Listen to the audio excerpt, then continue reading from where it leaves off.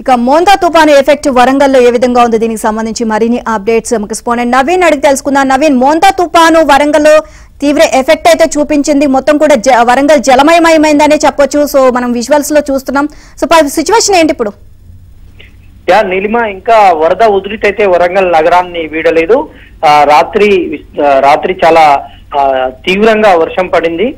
తెల్లవారుజామున కొంచెం తగ్గినా మళ్ళీ ఇప్పుడిప్పుడే చినుకులు ప్రారంభమయ్యాయి. ఇంకా ముంపు ప్రాంతాల్లోనే ప్రధానంగా వరంగల్ అంటర్ రోడ్లు, సంతోష్ మాత టెంపుల్ రోడ్ అయితేనేమి, పోతనా నగర్ కాలనీ అయితేనేమి, మేయర్ డివిజన్ అయినటువంటి రామ్నగర్ అయితేనేమి, మొత్తం కూడా ఈ కాలనీలన్నీ కూడా ముంపు ప్రాంతంలోనే ఉన్నాయి. ప్రధానంగా మొన్న మనం ఏబిఎన్ ఎక్స్క్లూజివ్ గా స్టోరీ చేసినటువంటి భద్రకాళి బండ్ అంటే స్మార్ట్ సిటీ పనులు నిలిచిపోవడం వలన అక్కడ ఆ ప్రాంతానికి ముంపు ఉంటుందని ఏబిఎన్ ఆంధ్రజ్యోతిలో కూడా కథనాలు ప్రసారం అయ్యాయి.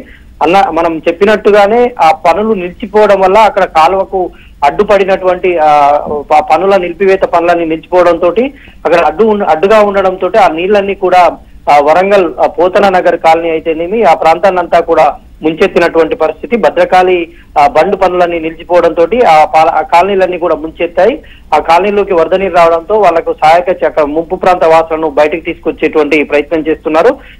పోతనా నగర్ కాలనీలో 2 కార్లు వరద ఉధృతిలో చిక్కుకున్నాయి.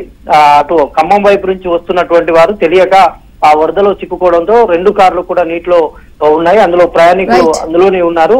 ఆ సహాయం కోసం ఎదురు చూస్తున్నటువంటి పరిస్థితి కనిపిస్తుంది. ఇక ఉమ్మడి వరంగల్ జిల్లాలో ప్రధానంగా చెప్పుకునేటువంటి ఆకేరు వాగు, మున్నేరు వాగు వరద ఉధృతి కొనసాగుతుంది. సమీప పంట పొలాలన్నీ కూడా అంటే వరి పంట చేతికొచ్చినటువంటి సమయంలో వరి కోతలు ఇక ప్రారంభం అవుతాయి అనుకున్నటువంటి సమయంలో ఈ తుఫాన్ రావడంతో ఆ పంటలన్నీ కూడా నీట మునిగినటువంటి పరిస్థితి, చేతికి రానటువంటి పరిస్థితి. కొన్ని చోట్ల ఆరబోసినటువంటి ధాన్యం కూడా పూర్తిగా తడిసి ముద్దయి మొలకలెత్తుతున్నటువంటి పరిస్థితులు కనిపిస్తా ఉన్నాయి.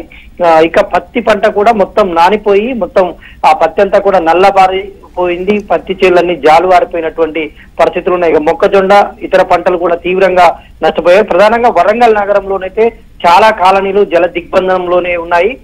వరంగల్ హన్మకొండ జిల్లా భీమదేవరపల్లిలో రాష్ట్రంలోనే అత్యధికంగా 41.2 సెంటీమీటర్ల వర్షపాతం నమోదైంది.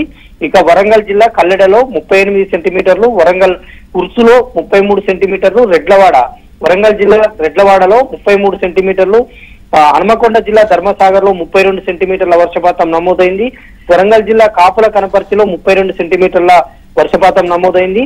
తర్వాత వర్ధన్నపేటలో 30, సంగంలో 29, ఈ విధంగా మొత్తం కూడా 20 సెంటీమీటర్లకు తగ్గకుండా ఉమ్మడి వరంగల్ జిల్లా వ్యాప్తంగా కూడా భారీ వర్షపాతం నమోదైంది. నిన్న భీమదేవరపల్లి ప్రాంతంలోనైతే వాగులు వంకలు పూర్తి స్థాయిలో పొంగిపొర్లుతున్నటువంటి పరిస్థితి కనిపిస్తుంది. చాలా చోట్ల రైతాంగం తీవ్ర నష్టపోయారు. ఇక వరంగల్ నగరంలోనైతే చాలా కాలనీలు జల దిగ్బంధనంలోనే ఉన్నాయి.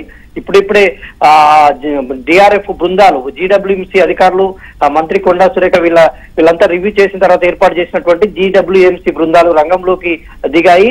రెస్క్యూ చేసి రాత్రి కొన్ని ప్రాంతాల్లో నుంచి జనాలను బయటకు తీసుకొచ్చారు. ఇంకా పునరావాస కేంద్రాలను అదనంగా ఏర్పాటు చేసి అక్కడికి తరలిస్తా ఉన్నారు.